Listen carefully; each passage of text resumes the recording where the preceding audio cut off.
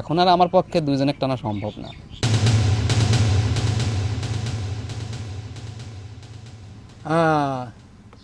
ষোলোজন কও দেখি। আমি তখন বেকার মানুষ, আমার পক্ষে তো সম্ভবই না। সম্ভব না করলে তো হবি নিয়ে এসুন না। আরে বাপ মতো তোমাদেরই নাকি, তারা খাওয়ায় পড়ায় তোমাদের বড় করেছে। শোনো, এই অঙ্ক করতে আমার আর কাগজ কলমের দরকার হচ্ছে না, মুখে মুখে কষিয়ে দিচ্ছি। বাপ মা দুইজন দুই ভাইয়ের ভাগে খাবি, দুইজন দুই ভাগ হয়ে গেল। এখন কও কিডা বাপেক নিবা আর কিডা মা?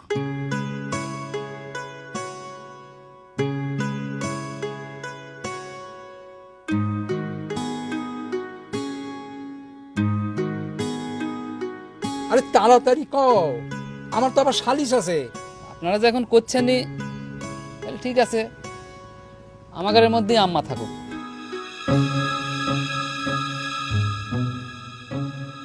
না, আমার ইচ্ছা ছিল আব্বাই আমার সঙ্গে থাকুক, আমি দোকান করলে আমার কামে লাগবে। কিন্তু আপনার বৌমার ইচ্ছে আম্মা আমার সঙ্গে থাকুক। জি না, আমরা আম্মাকে নেবো। আমি আগে কইছি কথা।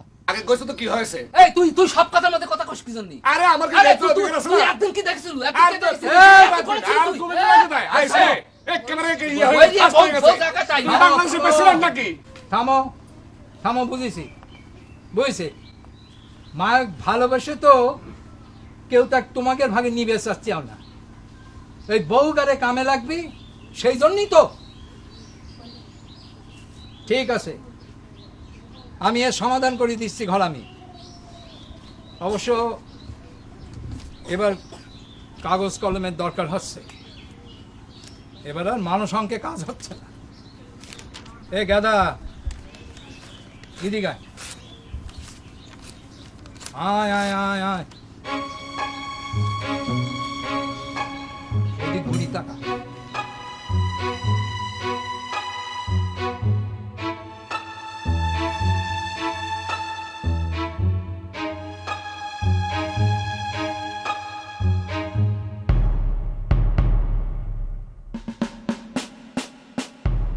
গাদা, তুই চোখ বুঝি তুলবি, বুঝছিস? যে কাগজ উঠবে সেটা তোর বাপের দিকে যাবে। নে তোল, দে।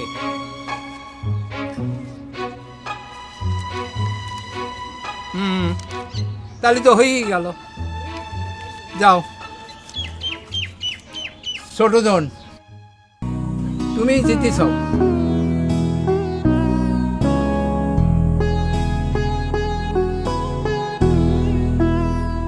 মা তোমার সাথে থাকবে, তাহলে জায়গা ঘরামি। আমার আবার সালিশ আছে, বুঝলেন?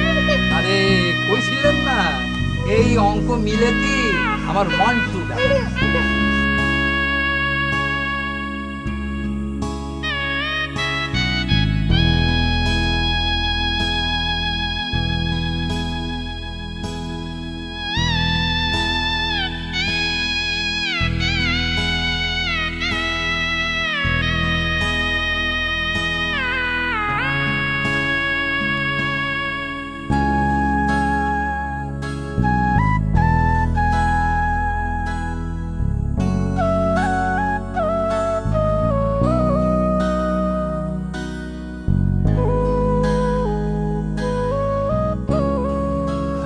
ঘুম আসে না বাজান?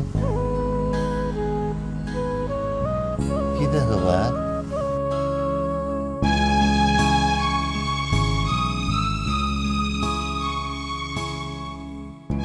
অঙ্ক মেলে না বাপ?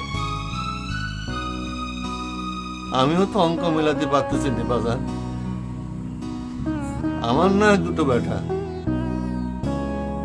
আমাদের দুই বুড়ো বুড়িকে তোমরা দুজনে ভাগ করে নিলে, কিন্তু তোমার তো একটা সন্তান বাপ, তোমাকে কেমন করে ভাগ করবে বাপ? আর উপর অনেক এই অঙ্ক মিলিয়ে দিতে পারতেছে না বাপ। বাবা, আমি জান থাকতে আমি তোমাকে ভাগবেন দেবো না বাবা। আমি কোনো অঙ্ক জানি না, আমি খালি জানি তোমরা আমার বাপ, তোমরা আমার মা। আমি আর কোনো অঙ্ক জানি না বাজার।